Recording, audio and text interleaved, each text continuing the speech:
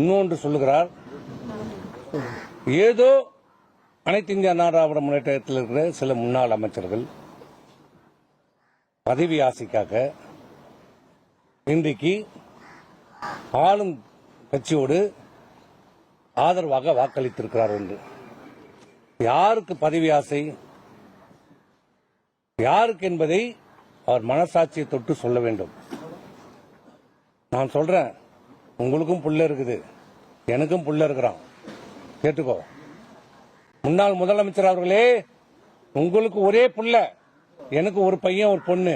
இந்த இடத்துல இப்ப சொல்றேன், உங்களுக்கு தைரியம் இருந்தால் வாங்க, என் புள்ளைய கொண்டாந்து நிறுத்துறேன், உன் புள்ளைய கொண்டாந்து நிறுத்த, என் புள்ள மேல தலை மேல சத்தியம் வச்சு சொல்றேன். நீங்க சொன்னது என்ன என்ன என்ன என்ன சொன்னீங்க?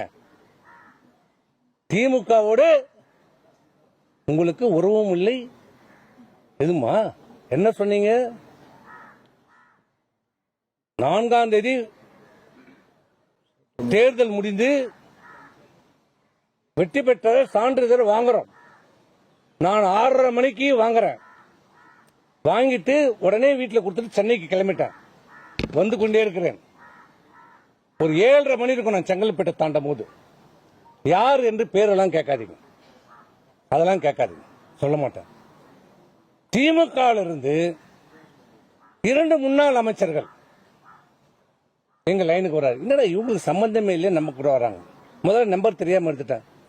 நான் தான் பேசுறேன், என்ன பார்த்து நல்ல பதவியை வாங்கிக்கணுவாங்க. நம்ம தோத்துட்டோம், இன்னும் நல்ல அமைச்சர் என்னமோ பேசுறாரு, ஒன்னும் புரியல விட்டேன். அப்புறம் இன்னொரு அமைச்சர் வராரு. இல்ல என்னன்னா, நான் 5 வருஷமா கண்டுக்கல, இப்பதான் போன் பண்ணீங்களேன்னு கேட்டேன். இல்ல எல்லாம் நல்லபடியா போகுது, எல்லாம் நல்லா பாத்துங்க, நல்லா அமைச்சர் என்னமோ சொல்றாங்க, எனக்கு ஒன்னும் புரியல. நாங்க தோல்வி இதுல அந்த சங்கடத்துல விட்டுட்டோம். நைட்டு வந்துட்டோம். காலையில தான் இதனுடைய விஷயமே எங்களுக்கு புரியுது.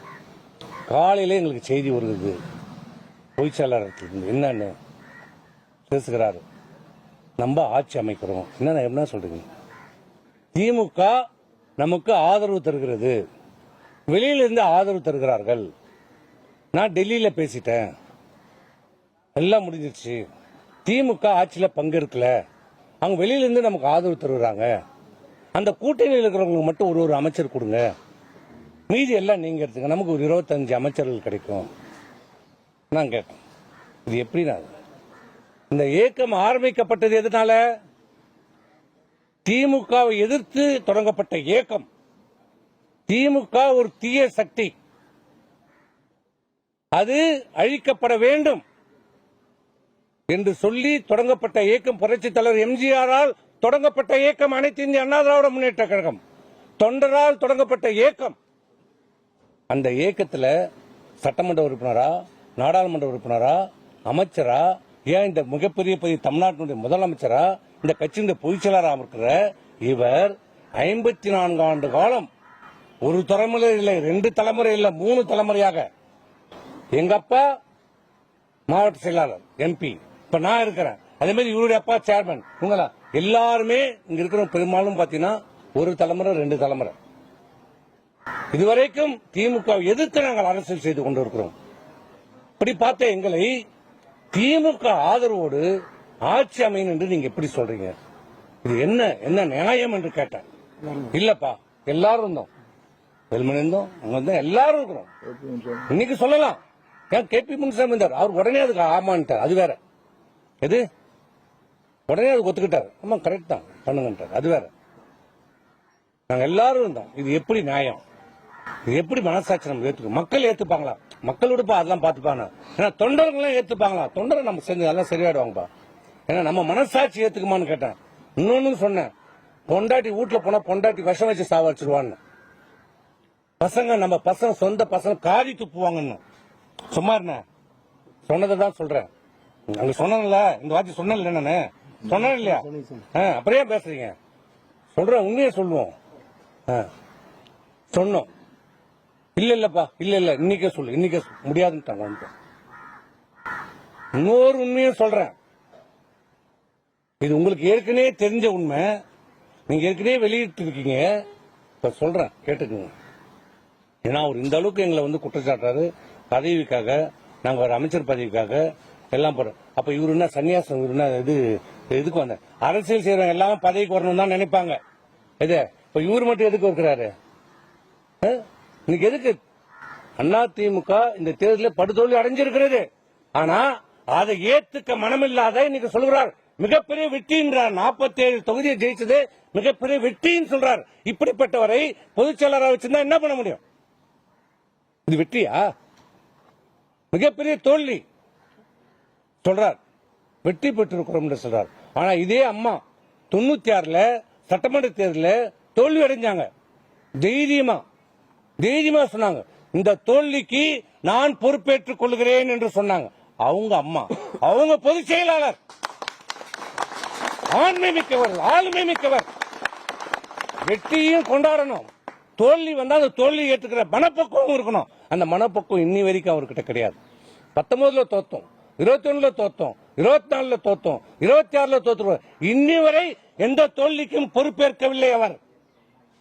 நான் நேத்தே சொல்லிட்டேன், தோல்வி நான் அவரை மட்டும் தனிப்பட்ட முறையில் நான் குற்றச்சாட்டு. இந்த தோல்வியில் எல்லாருக்கும் பங்கு இருக்குது, நாங்களும் ஒத்துக்கிறோம், எங்க எல்லாருக்கும் பங்கு இருக்குது. ஆனா அந்த உண்மையை ஏற்றுக்கொள்ள அவர் மறுக்கிறார். கட்சியை சீர்திருத்தத்துக்கு அவர் ஒத்துழைப்பு இல்லை. நான் இன்னொரு அதான் சொல்ல வந்தேன், தமிழ்நாட்டுக்கு ஒரு மிகப்பெரிய ஒரு அரிய வாய்ப்பு கிடைச்சது. என்ன வாய்ப்பு? மிகப்பெரிய, நடக்க முடியாத, நினைச்சு பார்க்க முடியாத, சிந்திக்க முடியாத ஒரு வாய்ப்பு. சமுதாயத்திலேயே மிகவும் மிக மிக பின்தங்கி இருக்கிற தாழ்த்தப்பட்ட சமுதாயத்தை சேர்ந்த ஒருவருக்கு முதலமைச்சர் பதவி வாய்ப்பு வந்தது. திமுகவோட ஆதரவோடு ஆட்சி அமைக்கின்ற போது கம்யூனிஸ்டுகள் நேரடியாக டக்குன்னு அவருக்கு ஆதரவு கொடுத்த உடனே திரு திருமாவளவன் அவர்களை முதலமைச்சராக ஆக்குகிறோம் என்று திமுகவால் முன்மொழியப்பட்டது. அவர் மட்டும் முதலமைச்சர், மீதி அனைத்து அமைச்சர் பதவியும் அண்ணா திமுக எடுத்துக்கொள்ள வேண்டும். 33 அமைச்சர்கள் நீங்க எடுத்துக்கங்க, திருமாவளவன் மட்டும் முதலமைச்சர் என்ற ஒரு வாய்ப்பு வந்தது. அது எங்களிடம், அதுதான் கடைசி அந்த கூட்டம் போட்டோ காட்டினாரு, அதுதான் நாங்கள் போனது. அப்ப சொன்னோம், சரி திமுகவோட நம்மளால முடியாது, அவர் திருமாவளவன் ஒரு வாய்ப்பு வந்திருக்கிறது, சரி பண்ணிக்கலாமா சொல்லுங்க, அது என்னன்னு சொல்லுங்க. முடியாது, ஏற்றுக்கொள்ள முடியாது. அது எப்படி விடுதலை சிறுத்தைகள் கட்சி ஆட்சின்னு தான் வரும்? முடியாது. நான் இருந்தால் நான் முதலமைச்சர், இல்லை என்றால் நம்ம எதிர்கட்சியாக செயல்படுவோம். இந்த சேம் வேர்டு யூஸ். நான் இருந்தால் முதலமைச்சர் நான், இல்லை என்றால் எதிர்கட்சியாக செயல்படுவோம் என்று சொன்னார். அப்போ சரி இதுவும் வேண்டாமா கேட்டேன். அண்ணா திமுக தொடங்கப்பட்டதனுடைய நோக்கம் என்ன? திமுக அழிக்கப்பட வேண்டும், ஒழிக்கப்பட வேண்டும், தீய சக்தி. அதனால் இந்த டிவிகே தமிழக வெற்றி கழகத்தினுடைய நோக்கம் என்ன? திமுக ஒரு தீய சக்தி. நம்ம 2 பேருடைய நோக்கமும், அண்ணா திமுகவும் தமிழக வெற்றி கழகம் நோக்கமும் திமுக அழிக்கப்பட வேண்டும். நீங்க திமுகவோட போற மனநிலையில் வந்துட்டீங்க. அப்ப அதை நீங்க பரிசீலனை செய்யும் போது ஏன் நம்ம அனைத்து இந்திய அண்ணா திராவிட முன்னேற்ற கழகம் மாண்புமிகு முதலமைச்சர் திரு விஜய் தலைமையிலான அந்த ஆட்சிக்கு ஆதரவு கொடுக்க கூடாது என்று கேட்டோம். இதில் தான் எங்களுக்கும் அவருக்கும் கருத்து வேறுபாடு வந்தது. அவர் எந்த எதுக்கும் ஒத்துக்கொள்ளவில்லை என்றதால் தான் நாங்கள் வந்துவிட்டோம். இதுதான் நடந்த உண்மை. இதுதான் நடந்த உண்மை. இதுல எந்த விதமான ஒளிவு மறைவே கிடையாது. எங்க மனசகத்தை உண்மையை இன்னைக்கு எல்லாத்தையும் சொல்லிட்டோம். எந்த காலத்திலையும் இன்னைக்கு சொல்கிறார், நான் கையெழுத்து போட்டு தானே இவர்கள் எம்எல்ஏ ஆனார்கள். ஏப்பம் உண்மைதான், பொதுச் செயலாளர் கையெழுத்து போட்டு தான் ஆகணும். அந்த பொதுச் செயலாளர் உருவாக்குறது யாரு? இந்த தொண்டர்கள். இவரா சுயமா வந்துட்டாரா பொதுச் செயலாளரா? யார் உருவாக்குறது?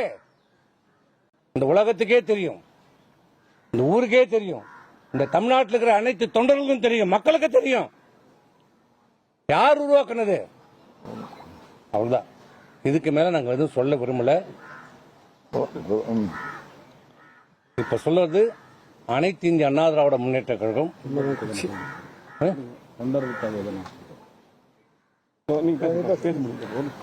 அனைத்து இந்திய அண்ணா திராவிட முன்னேற்ற கழகம்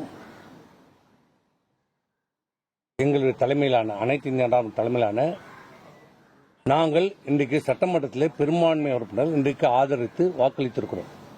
ஒரே நோக்கம், ஒரே எண்ணம். என்ன காரணம் என்றால் எங்களுடைய நோக்கமும் ஆளும் டிவிகேவுடைய நோக்கம் ஒண்ணுதான். திமுக அப்புறப்படுத்த வேண்டும், திமுக அகற்றப்பட வேண்டும். இதே ஒரே நோக்கம், ஒரே காரணத்திற்காக தான் இன்னைக்கு அனைத்து இந்திய அண்ணா திராவிட முன்னேற்ற கழகம் டிவிகே இந்த ஆட்சிக்கு ஆதரவு அளித்திருக்கிறோம். இதுதான் ஒவ்வொரு அடிமட்ட தொண்டனுடைய உயிர் நாடி. அவன் ரத்த நரம்பு எல்லாம் திமுக எதிர்ப்பிலே வாழ்ந்தது. அதுதான் எங்களுக்கு. இதை தவிர்த்து வேற எந்த நோக்கமும் இல்லை, வேற எந்த இதுவும் கிடையாது. ஆகவே இன்றைக்கு தவறான செய்திகளை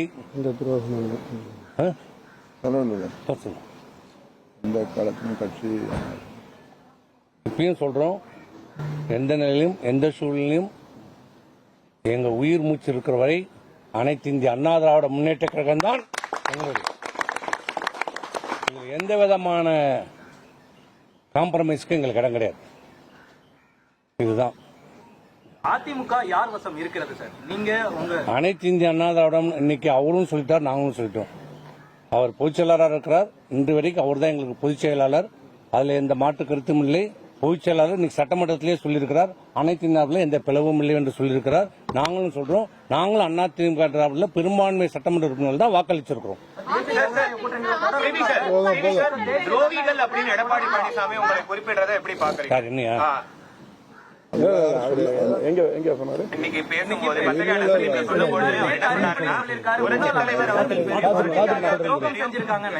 ஓட்டு பெற்ற நீங்கள் இப்போ கட்சிக்கு எதிராக செயல்படுறது துரோகத்தின் விளைபாடு அப்படின்னு இல்ல. இது துரோகம்னா இதை ஒரு துரோகம் சொல்றாருன்னா திமுக போனோம்னு சொன்னாரு. அப்புறம் அது எது? அதுக்கு நீங்களே பதில் சொல்லிக்கணும். ட்ரெண்ட ஃப்ரெண்ட் ஆக்கிக்கோங்க. தந்தி டிவியின் சப்ஸ்கிரைபர்ஸ் அண்ட் ஃபாலோவர்ஸ் குடும்பத்துல நீங்களும் இணையுங்க.